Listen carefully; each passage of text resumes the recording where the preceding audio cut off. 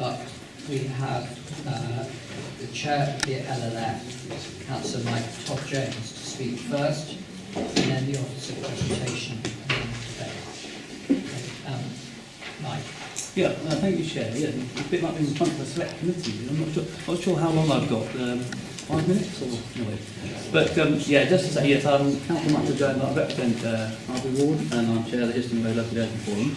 And thanks for giving me the opportunity to speak on behalf of the History and Road Local Housing Forum and about the resolution and the officer responses. And can I just very briefly mention that we've had quite a long process, something of a hiatus recently, but meetings and stakeholder workshops during 2016-17, and to thank all those who participated in them, and to the county council officers at the time who supported that process. And the outcome of that process is, I think, in your agenda pack, the 12 Histon Road Local Housing Forum resolutions that are before you. So I'm not going to go into detail of those resolutions particularly, but I'd like to refer to some themes that came out of the whole process, and then perhaps a little bit of detail about the officer responses to the resolutions, if that's okay. So the Local Housing Forum met on the 6th of November to discuss the officer responses to resolutions. So the first theme is kind of that the whole Local Housing Forum process and the workshops themselves, it became very clear that the traffic flow along Histon Road would benefit very much from a sort of holistic approach in terms of redesigning all the major junctions along the length of Histon Road. So the Histon Road, Huntington Road, Victoria Road, Castle Street and Mount Pleasant Junction should be considered in terms of that holistic approach as a five-way junction. The Histon Road, Gilbert Road and White Road Junction also had the capacity to be redesigned with particular improvements, I think, for cycling and pedestrian movements, and there's the proximity of Mayfield School very close by to be considered. The Histon Road, King's Hedges Road and Darwin Green Spiderman Junction has the capacity to be redesigned, facilitating particularly the city bus and the guided bus movement, and also thinking particular cycling safety and pedestrian safety as well. The second theme is kind of extending that holistic approach to take the route being considered up to the A14 junction. And I think that's a very sensible and obvious way forward that was proposed at one of the workshops. The third theme is really about considering the physical constraints and actual capacity of Histon Road, particularly conducive, we felt, towards cycling and pedestrian improvement, and less so to bus priority consideration, although that is still an important part of the resolution, and we'll come to that a bit later. The fourth theme is really about trying to balance that need that is very clear through the process and from talking to residents about Histon Road being predominantly a residential street. There are significant parts of it which are green spaces, trees and hedges, and to try and maintain that balance between transport needs and that environment and that residential amenity. So myself as chair and Lillian Bunblad as vice chair of the LLF, we had some quite intensive work with Chris Tunstall as Transport Director and Paul van der Bolt, the Project Director, in the summer. We did a walk along Histon Road, and we very much welcome their sort of pragmatic and realistic approach to what's achievable along Histon Road. This is very much supported, I think, by this approach by the LLF that met on the 6th of November. So in terms of the responses, which I think you've all got in front of you, I won't go through in detail every one of them, but try and pull some of them together. But in terms of the first resolution, which is really about the principal junction design, I've kind of alluded to that in terms of looking at the traffic flows throughout all the junctions. In terms of following that principle, I think is a very sensible approach. Resolutions 2 and 3 look to develop a concept design based on the do everything approach that was put forward by the LLF.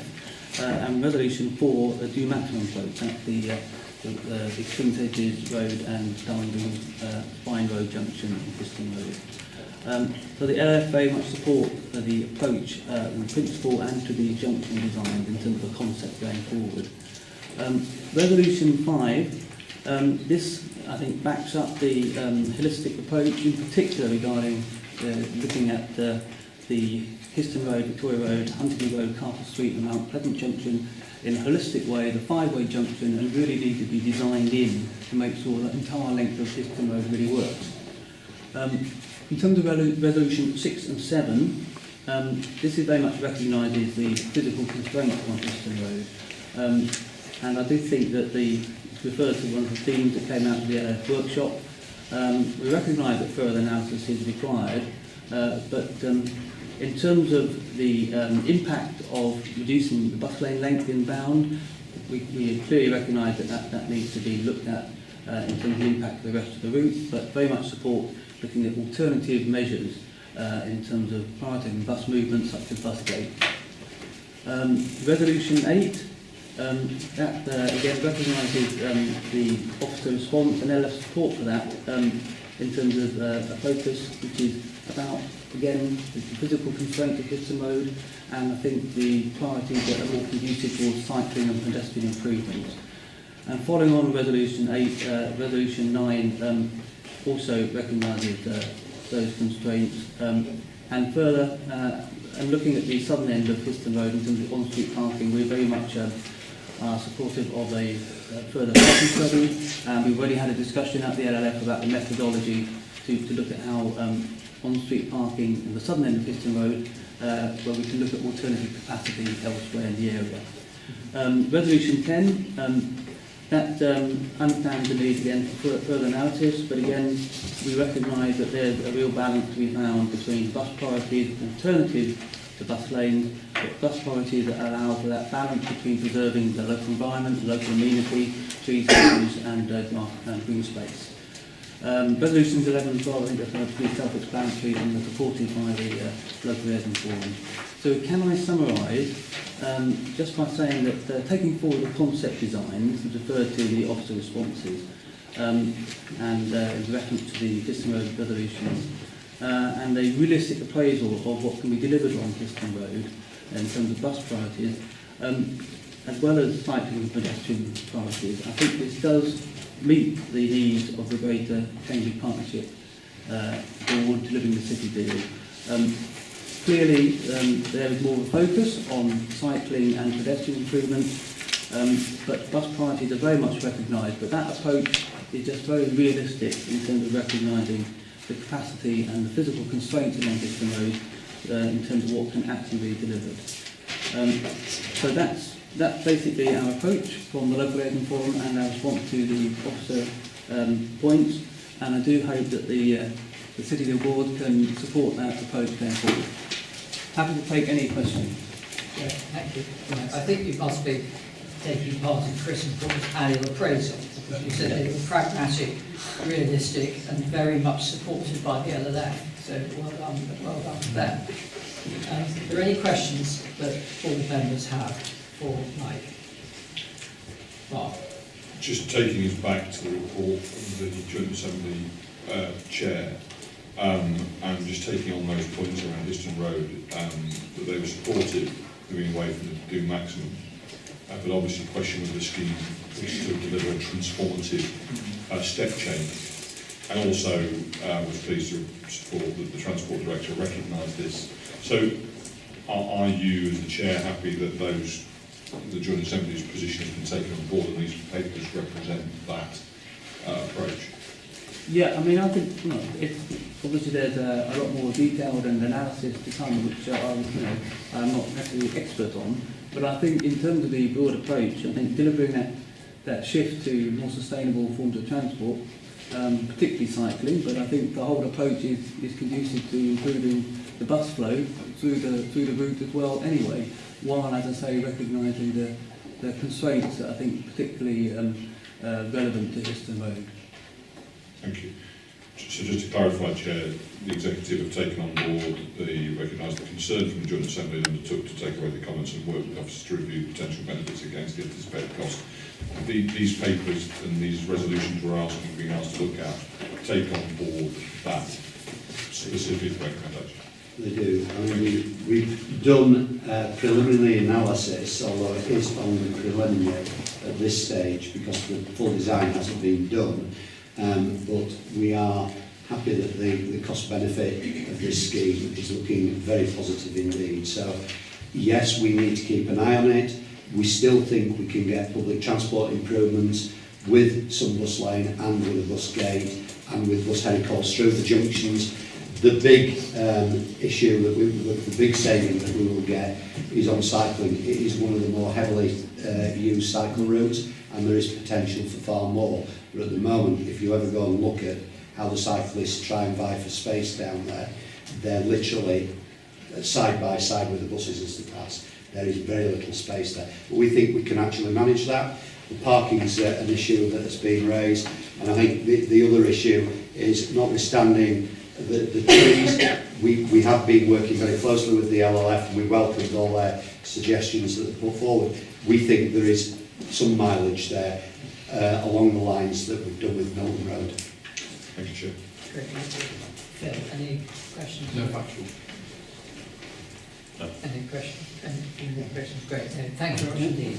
So, Chris, we now ask you to make your presentation. Will you say a few words? Chair, Mike has summed it up well. I think we went in June 16 to do a bill maximum, which included taking people's gardens away at the north end of Histon Road. We've re-looked at this and we feel that we can achieve the same benefits without having to do that. There is still an issue around the trees and what we can do with the trees, but we're very alive to that, and we have been talking to the LLF about it. And there is the parking. Those are the three key issues, and I feel certainly working closely with the LLF, those issues can be overcome, and we can come back with a scheme that may not be transformational in a busway all the way, a bus lane all the way down it, but it's certainly transformational in the environment that people have got there and the users of that route as well. Great, thank you. Any questions from board members? Cool. Chris? No. Chris, can I? No? Chris, can I just ask you, what happens in March? So if I page ahead to page 113, you're going to go away and work away at office level. You're going to go and work away with Mike and the LLF. And it says here, we're going to bring back to the board on the 21st of March, and now page 113. I don't know if you have it. You do.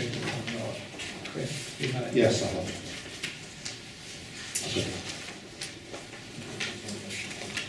We're going to so we will consider your final concept design as a basis for detailed design work and preparation of interim business case to facilitate further public and statutory consultation. So when would it be that you launch the public consultation on the, I don't know what you call it, the final preferred option or the final scheme design? We will be looking for between June and July before the summer holidays hit. Failing that, if there are any issues, then it will be the autumn, September. But this is following a very similar route to Milton Road. We get an agreed final concept that we demonstrate that we're achieving the objectives with the LLF, and then it's that agreed final concept that we will go out to consult on with the wider public down Histon Road. So should we, I'm now jumping ahead, but Rachel, on page 114, should we put it on the executive board on the 5th of July as an aspiration? Because this entry that's down here on the 11th of October looks a bit... Do you want to just... Sorry, Chair, that away? can we take it away? Yes. Can we take it all away? Yeah. Because I think it would be nice if you were coming, I mean, I don't want to rush this and you just do it with the other, but it'd be nice if on 5th of July we were coming back to the board to launch the public consultation rather than the 11th of October. Do you just want to look at that? Let's take it away. We'll take it away. We're coming back to the board, we're aiming to come back to the board in March. The concept for Histon Road. Yeah, it is on March 4th. Yeah. Yeah, When- and that will launch the public consultation, but obviously moving to further.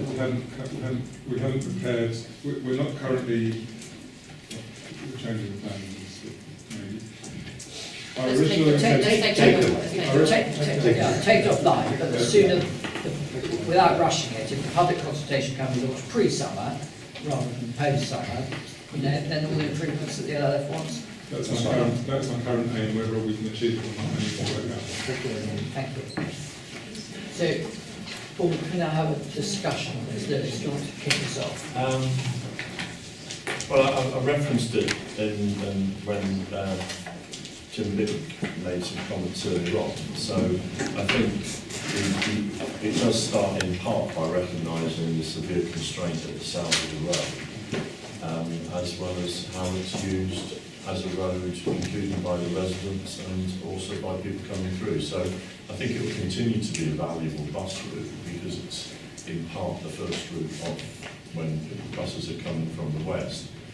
But it doesn't have the capacity of some of the other routes into town. So I think it's right, as has been said by Chris Tunstall and also by the chair of the LLF, that there isn't a case to be made for garden grabbing because there isn't the gain. That said, there's clearly improvements that can be made, and I think it's important that we, and as the officers have indicated in their response to each of the resolutions, that we look through the detail because there's still the makings of a really good scheme that addresses junction issues, bus priority, better facilities for pedestrians, but particularly it is, as Chris Tunstall said, an increasingly used route because it is the shortest route from the city up to where the parallel cycleway along the guided bus route goes, as well as an increasing number of people going out to Histon. Plus, there are the issues of the connectivity across to northwest Cambridge, back across to west Cambridge. So there's going to be an increasing number of people cycling. And Route A for cyclists in this city should be well-designed cycling facilities on significant roads. I have to say they then have to be maintained well. I hope that the County Council is listening to that point, because Route 1 is to enable people to cycle, and I think this road does lend itself to a significant addition of cycling capacity, and I appreciate that will then have to come through into a design and a consultation. Some of that may not be simple because it may involve changing part of the area that's part of the County Council's public realm there, but I think the benefits are there, and I'm pleased to hear Chris Tunstall say that there's a positive cost-benefit assessment because this isn't going to be a major impact scheme, as Councillor Bick said earlier on, in massive modal shift to public transport, but it will enable that public transport to expand on this route, but particularly far better facilities for pedestrians and cyclists, as well as linking into parking measures. So I think there are gains for local residents as well as significant benefits as part of the transport network. And it brings to a conclusion a consultation that's been going on for about 7 years on this road. Phil, it's not a million miles away from... I was about to say, actually, I think I maybe should declare an interest as I live on Gilbert Road. But I think this is a sensible way forward. It's been said that there are severe physical constraints, and I would agree with that, but it isn't the space for major intervention, certainly uncontested major intervention. I was going to make 2 quick points. The first one, just to emphasise what Lewis has said, this is a major cycleway out to the guided busway for commuting. At the moment, it's parts of it are just getting very, very dangerous. But secondly, it hasn't come through yet, there are 4 schools in and around this area, Mayfield, Chesterton, St Luke's and Arbury, and the kids use a lot of the roads coming in, off Histon Road, etc. And at certain times of the day, it is not just the commuters that are in danger, it's the kids going to school. So that's why I would also very much support these cycling interventions as well. So yes, I support the whole thing. Do you just want to pick up on the school point? Chris mentioned the way they're refactored into the thinking. So in terms of the junctions, they're being looked at to be fully cycle friendly. So yes, we're fully aware of the schools. Of course, you tie the two in with Milton and Histon, and you've got Gilbert then running in between and Great Hedges and so on. So yes, we are tying those in, and that is something that in walking it through with the LLF, we discussed at the time. Thank you. Alderman Shepherd. Just a couple of things. I think, thanks, Mike. Yeah, thanks to the LLF. Please pass our thanks on to the LLF, please. A couple of points. I think the schools issue is quite important, and I would encourage the LFF to engage very heavily with the schools because there are a lot down there, as Phil said, not only in the number of children as well. You've got a major bus route in there, which is the B route. I think you can almost divide the corridor, as you might call it, from the top to the bottom.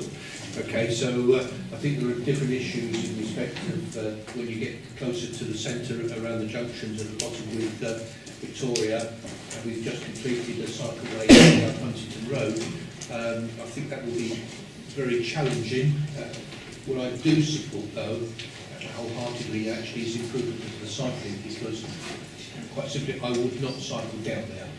Okay, I do get on the bus down there, but I don't cycle down there, and I think that needs to be recognised, and I think it is, but it also needs to be addressed, as I think Lewis and Phil have indicated. And I think we can do something. I think the question really is, how much can we do, and where, with the junctions and the cycling, and where the capacity is on the sheer size. The issue of parking, I think, needs to be addressed as well. I think that can be addressed. I'm confident that it can be addressed in the southern part of the corridor. So I'm completely supportive of, look forward to seeing the design and the improvements of cycling come forward next year. I've got nothing else to add to the debate that has already been said. Does anybody else want any more points on the debate? So if we, back on page 57, if we proceed with the recommendations, are we happy with recommendation number 1, which starts the words, note the Histon Road over there? Right. Okay. Recommendation 2, agree officers should work up. Recommendation 3, note the project next steps. Okay. Of course, you're going to clarify perhaps the minutes or something. And thank the LLF. Yes. And we thank the LLF. Okay. Great. So, the quarterly progress.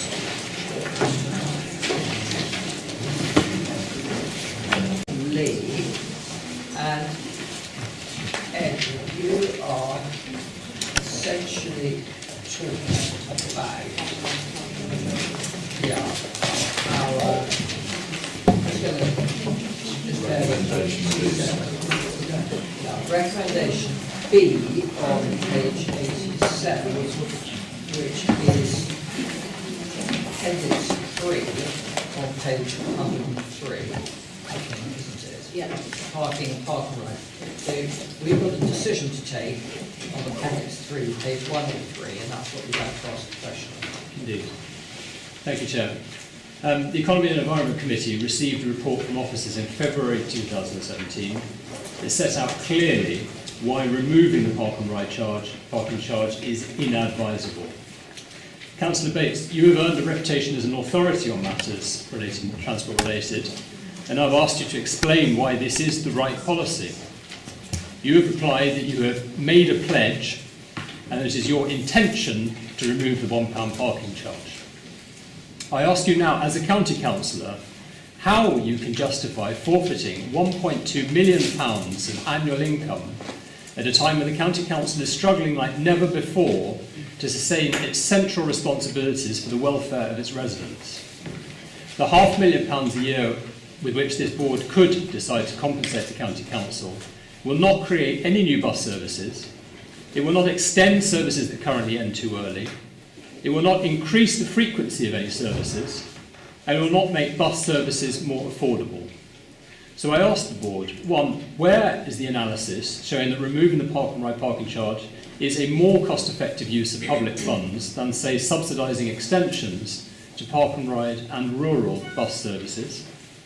2, where is the social impact analysis, in particular recognising that park and ride competes with rural bus services, on which our poorest and least able citizens depend? 3, by how much is peak time traffic forecast to reduce as a result of this intervention? 4, For how many years is Greater Cambridge Partnership proposing to subsidise parking at more than £500,000 per year? And why is this not stated in the background paper? And 5, will the board confirm whether overnight parking will still be charged at £10 a night?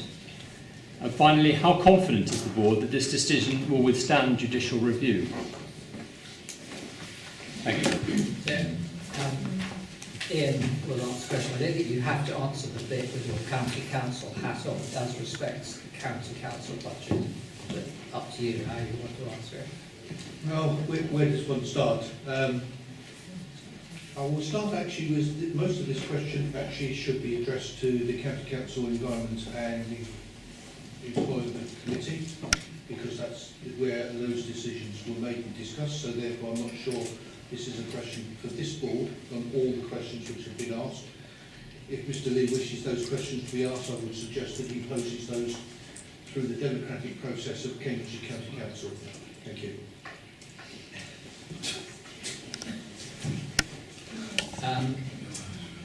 Next question, Dr. Ashley Easter.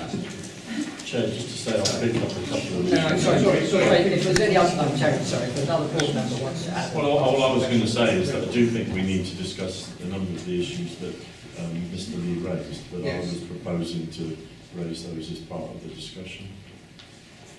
Any other board member want to answer this question? Dr. Ashley Easter. Dr. Ashley Easter present. Yes, it works then. Okay. Sambor Sarnowski Idiak, and I apologise if I pronounced that wrong.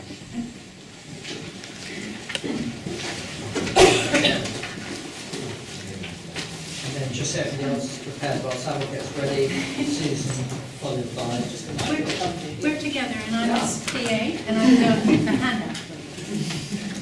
Hello, I'm Sambor, a Year 9 student from Melbourne Village College.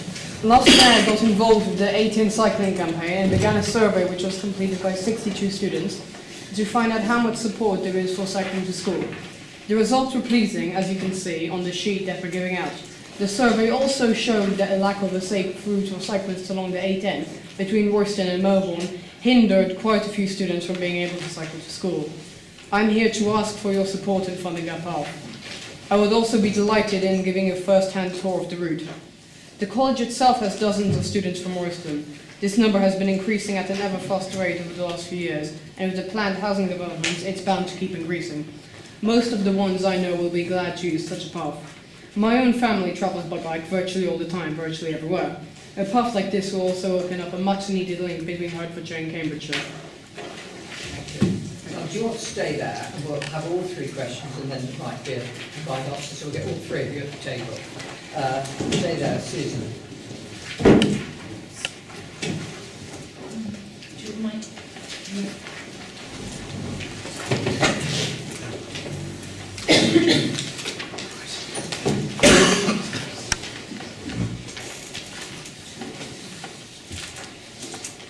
Do you mind if I just speak off the cuff, because you've got my written question? There's been an awful lot of talk about cycling today. Someone said earlier, A10 traffic has increased enormously and we must do something. We are trying to sort the last bit of the A10 out, and we know that there's a huge amount of traffic coming in from Royston toward Cambridge, and we would like to just help solve that problem in some small way. This is a relatively cheap project in relation to everything else. It's shovel ready. We could complete this thing and make a huge difference, I think, to a very small area. It's about a 2-mile area with an intense amount of traffic. It's very cyclable if only it were safe. Somebody also mentioned maintenance. I think we are trailblazing in the sense that we have a grant from a local business, AstraZeneca, for 2 years for vegetation maintenance. We are also now about to start something called a community sweeper scheme. We are actually training ourselves to drive the South Cam street cleaning machine along the path, and we've got our training dates in December, and anyone with a clean license can do this, and that includes me. And then someone also mentioned we should be engaging with schools, and we have an example right here. So I really would urge you, and also thank you for all the support that everyone on the board has given us over the last few years to get to this point. And Councillor Bates mentioned that he knows the A10 very well. It would be great if we could complete such a successful project by bringing up the last 2 miles into the scheme. Thank you. Thank you. Michael? Yeah, so I'm Dr. Michael Brown-Jones. I'll just very briefly say thank you to the board for funding the existing path that was funded as the very first project of the City Deal programme. Thank you very much. I use that every day. It's excellent. And just to say that I work on one of the firms on the Science Park. We are seeing, there was a time 10-15 years ago when our graduate engineers would live in Cambridge, and now they can't afford to, and they buy houses in Royston, and that's creating a lot more demand for travel to and from Royston. And it's just, I want to say, it's very disappointing to hear over and over again that the issue of funding a connection that crosses a county boundary causes so much trouble with the funding streams, with the governance. We've worked really, really hard to involve the Hertfordshire people. To hear the news about the local enterprise partnership, which included Royston, as having some of that funding will now be swept up into the combined authority, and Royston will be excluded because the combined authority doesn't include Royston, is very disappointing. So I hope very much that the board will consider funding the part of the scheme that comes within your geographic jurisdiction, and that we can find a solution working with Hertfordshire agencies and so on to fund the bridge over the A505. Thank you. Thank you. Any board members have any questions? Any want to answer any questions? I just have a quick question to do with your excellent survey. On your histograms, what's the key? You've got a 1, 2, 3, 4 and 5, but I'm not sure where the key is, so I can know what 1, 2, 3, 4 and 5. Probably. Which is safe, which is unsafe. Which question? Well, just the histograms. Oh, it differs. What's How do you rate the? Oh yeah. In the how do you rate the safety of cycling? Yeah. Yeah. 5 is very good, and 1 is horrible. And what's 2, 3 and 4? Somewhere Thank you. I'm glad to see that you didn't take out your troll who tried to sabotage us. So these were questions, so we'd like to try and answer them. Yeah. Well, it's not a question so much. It's more of a question of how we now join up the Hertfordshire end with the UCV and what the proposal is and who is representing Hertfordshire on that basis. So indeed that this group and this board know that. So that's not sort of set out in here. That's a letter of support and confirmation of what Hertfordshire is prepared to do. Should we ask Mike Davis? Yes. I think I'm here somewhere. No. Oh, there you are. Sorry, Mike. I was told that. Next to Neve. Yeah. That is Mike Davis. Well, It's been a long day. Thanks, yeah. I mean, just to say, I mean, your group includes people from Hertfordshire, both officers and councillors, and I think that's kind of cross-party councillors, isn't it? Yeah. I think it's also worth adding, I know that you've got £30,000 from Royston Town Council, and you've got some other pledges from other businesses.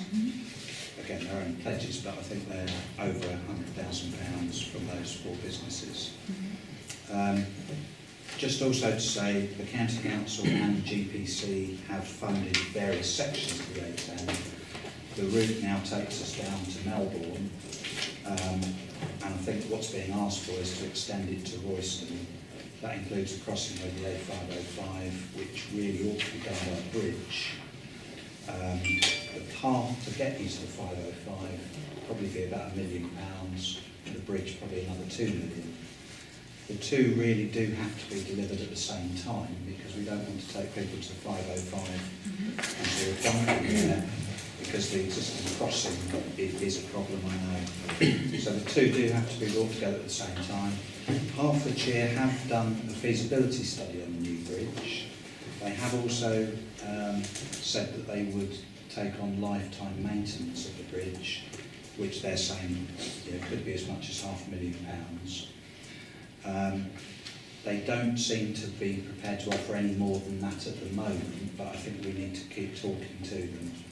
But I think really what you need as a board is probably more of a business case really from us to weigh up what's probably £3 million against, likely usage, safety benefits, as much as a sort of narrative around, workplaces, schools, general leisure, and just linking up with sort of Hertfordshire network with a very good South Cambridgeshire network that we currently have.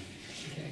Thank you, Mike. So technically this is not on our agenda for a discussion, but it's a report and appendix 7 and a question. But if I ask Rachel, if we were interested in this, what is the right next step? Is it to ask Mike to write some report for a future board meeting? No, it's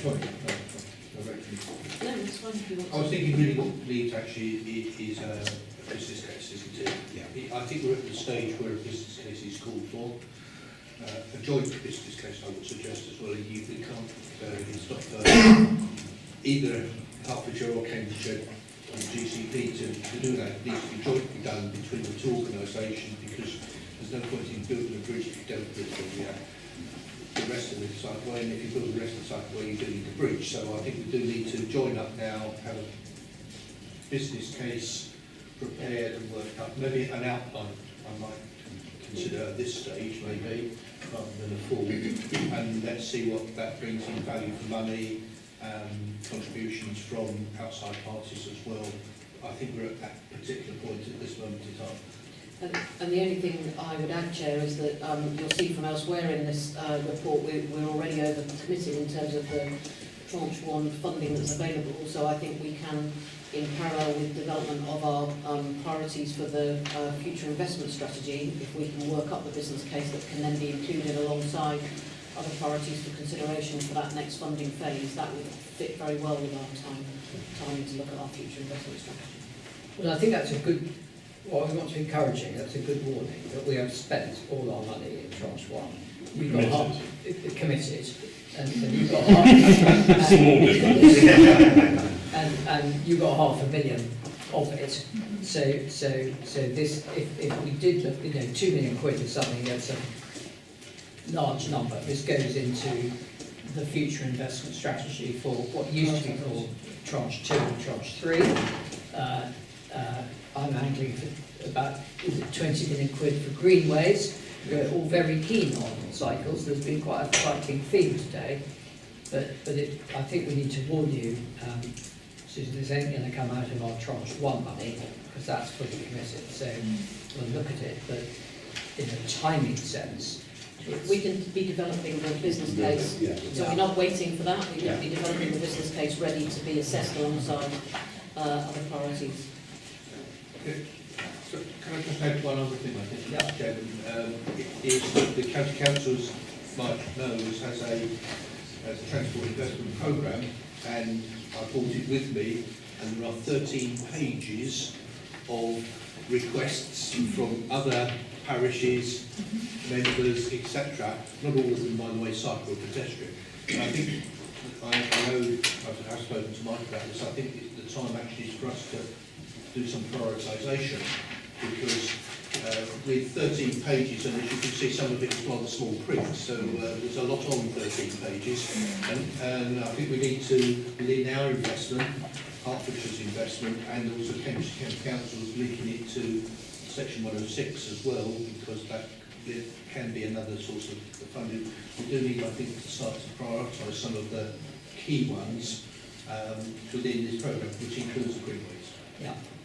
But I think that's for another day, I have to say. So given this was originally brought to the left, and the left the board has been supportive of this project, it's a really interesting test, because it is about bringing the skills into our area that we need from another area, and to do that we've got to spend money or work with another area to deliver that, exactly as we've set out. So it's a really interesting test. We're very supportive of greenways, very supportive of the Chisholm Trail and other cycle interventions.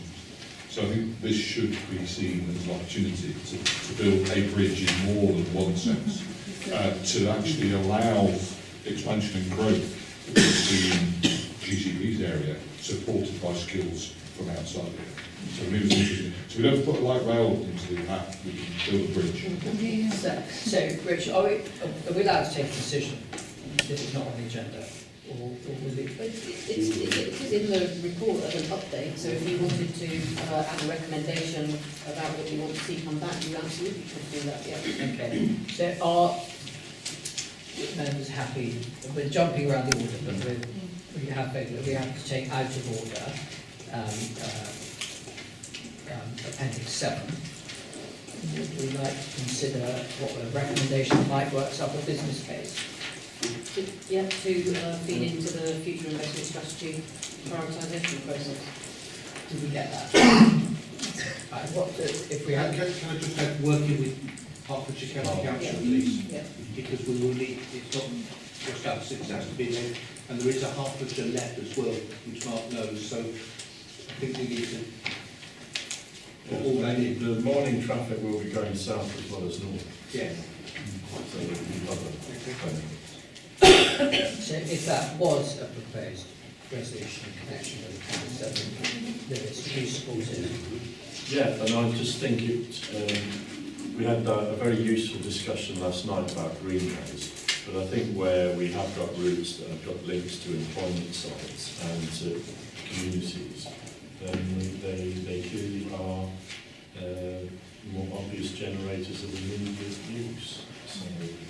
So I think that I also hope that without skewing the overall approach on greenways, that we also have a look at those sites that have got significant jobs out in rural South Cambridgeshire, because some people say to me, why should South Cambridgeshire take the pain from the city's growth? And I say back to them, since 1999 you've had more jobs growth in South Cambridgeshire almost every year compared to the city. So part of the thread of the cycling and seeing this one through with Hertfordshire is the fact that we do need to enable far more people to cycle to work. And that isn't just about Cambridge. Do you be supportive of the resolution? In short, yes. Yeah. Support the resolution? Yes. Support the resolution, support the resolution, support the resolution. Right.